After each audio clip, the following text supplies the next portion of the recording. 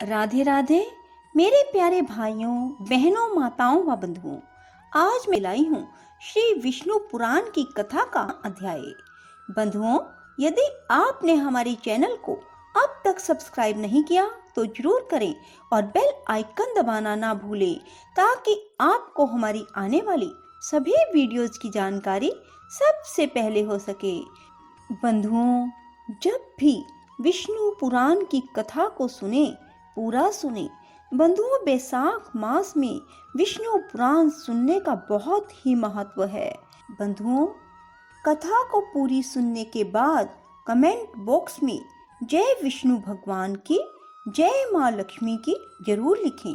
बोलो विष्णु भगवान की जय, लक्ष्मी माता की जय।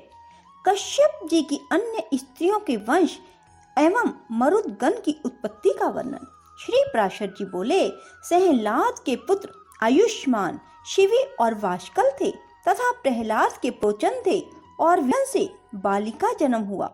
भासी से भास और गृध्रिका से गृद्धों का जन्म हुआ। शुचि से जल के पक्षीगण और सुग्रीवी से अश्व, उष्ट्र और गर्दभों की उत्पत्ति हुई। इस प्रकार यह ताम्रा का वंश कहा जाता है। विनता के गरुड़ और अरुण ये दो पुत्र विख्यात हैं। इनमें पक्षियों में श्रेष्ठ सुपर्ण आदि भयंकर और सर्पों को खाने वाले हैं। हे ब्रह्मन, सुरसा से सहस्त्रों सर्प उत्पन्न हुए जो बड़े ही प्रभावशाली, आकाश में विचरने वाले, अनेक शिरों वाले और बड़े विशालकाय थे। और कर्दू के पुत्र भी महाबली और अमित तेजस्वी, अनेक सिर वाले सहस्त्रों सर्प ही हुए जो गरुड़ जी के वशवर्ती थे। उनमें से शेष, वासुकी, तक्षक, शंख, श्वेत, महापदम, कंबल, अश्वतर, एलापुत्र, नाग, करकोटक, धनंजय तथा और भी अनेक उग्र, विषधर एवं काटने वाले सर्प प्रधान हैं। क्रोधवशा के पुत्र क्रोधवशगण हैं।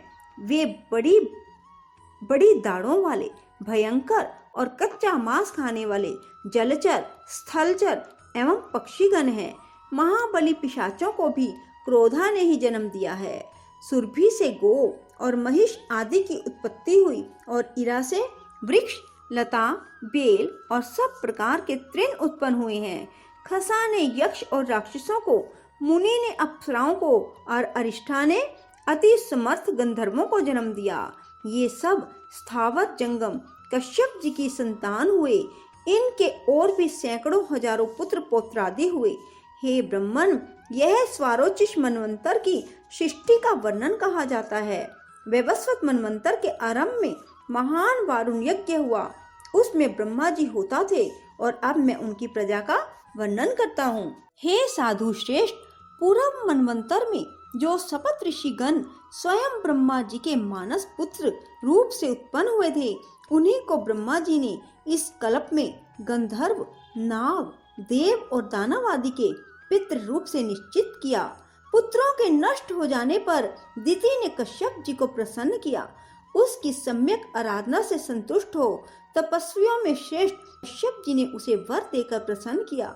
उस समय उसने इंद्र के वध करने में समर्थ एक अति तेजस्वी पुत्र का वर मांगा। मुनि श्रेष्ठ कश्यप जी ने अपनी भार्या दिति को वह वर दिया और उस अति उग्र वर को देते हुए वे उससे बोले, यदि तुम भगवान के ध्यान में तत्पर रहकर अपना गर्भ, शौच और संयम पूर्वक 100 वर्ष तक धारण कर सकोगी तो तुम्हारा पुत्र इंद्र को मारने वाला होगा। ऐसा कहकर मुनि कश्यप जी ने उस देवी से संगमन किया और उसने बड़े शौच पूर्वक रहते हुए वह गर्भ धारण किया। उस गर्भ को अपने वध का कारण जान देवराज इंद्र भी विनय पूर्वक उसकी सेवा करने के लिए आ गए। उसके शौच आदि में कभी कोई अंतर पड़े, यही देखने की इच्छा से इंद्र वहां हर समय उपस्थित रहते थे।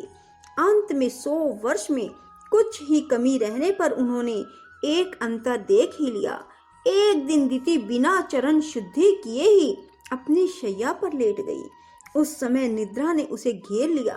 तब इंद्र हाथ में वज्र लेकर उसकी कुक्षी में घुस गए और उस महागर्भ के 7 टुकड़े कर डाले।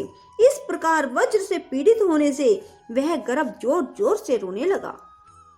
इंद्र ने उससे पुनः पुनः कहा कि मत रो, किंतु जब वह गर्भ 7 भागों में विभक्त हो गया और फिर भी ना मरा, तो इंद्र ने अत्यंत कुपित हो अपने शत्रु विनाशक वज्र से एक एक के 7 टुकड़े और कर दिए।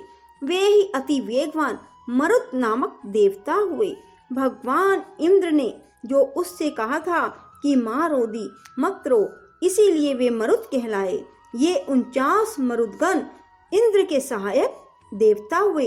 इति श्री विष्णु पुराणे प्रथम अंशे 21वां अध्याय। 22वां अध्याय विष्णु भगवान की विभूति और जगत की व्यवस्था का वर्णन। श्री प्राशर जी बोले, पूर्व काल में महर्षियों ने जब महाराज पृथु को राज्य पद पर अभिषिक्त किया, तो लोक पितामह श्री ब्रह्मा जी ने कर्म से राज्यों का बंटवारा किया।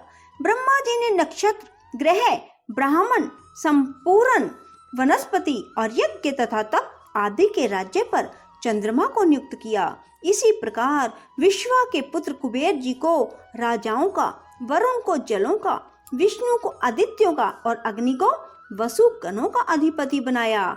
दक्ष को प्रजापतियों का, इंद्र को मरुदगण का और प्रहलाद जी को दैत्य और दानवों का आधिपत्य दिया। पितृगण के राज्य पद पर धर्मराज यम को अभिषिक्त किया और संपूर्ण गजराजों का स्वामित्व ऐरावत को दिया। गरुड़ को पक्षियों का, इंद्र को देवताओं का, उच्चैश्रवा को घोड़ों का और वृषभ को गौओं का अधिपति बनाया। प्रभु ब्रह्मा जी ने समस्त मृगों का राज्य सिंह को दिया और सर्पों का स्वामी शेषनाग को बनाया। स्थावरों का स्वामी हिमालय को, मुनि जनों का कपिल देव जी को और नख तथा दाढ़ वाले मृगगण का राजा व्याघ्र को बनाया तथा प्लक्ष को वनस्पतियों का राजा बनाया। इसी प्रकार ब्रह्मा जी ने और जातियों के प्राधान्य की भी व्यवस्था की। इस प्रकार राज्यों का विभाग करने के अनंतर प्रजापतियों के स्वामी ब्रह्मा जी ने सब और दिक्पालों की स्थापना की। उन्होंने पूर्व दिशा में वेराज प्रजापति के पुत्र राजा सुधन्मा को दिक्पाल पद पर अभिषिक्त किया तथा दक्षिण दिशा में कर्दम प्रजापति के पुत्र राजा शंख पद की नियुक्ति की। कभी च्युत न होने वाले रजस पुत्र महात्मा केतुमान को उन्होंने पश्चिम दिशा में स्थापित किया और पर्जन्य प्रजापति के पुत्र अति दुर्धर्ष राजा हिरण्यरोमा को उत्तर दिशा में अभिषिक्त किया। वे आज तक 7 द्वीप और अनेकों नगरों से युक्त इस संपूर्ण पृथ्वी का अपने अपने विभाग अनुसार धर्म पूर्वक पालन करते हैं। हे मुनि सत्तम, ये तथा अन्य भी जो संपूर्ण राजा लोग हैं, सभी विश्व के पालन में प्रवृत्त परमात्मा श्री विष्णु भगवान के विभूति रूप हैं।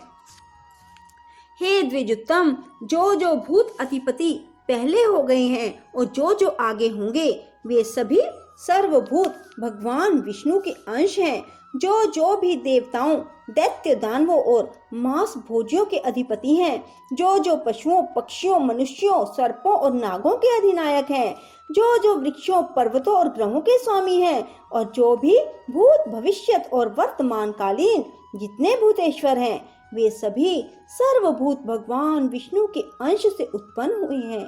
हे महाप्राज्ञ, सृष्टि के पालन कार्य में प्रवृत्त सर्वेश्वर श्री हरि को छोड़कर और किसी में भी पालन करने की शक्ति नहीं है।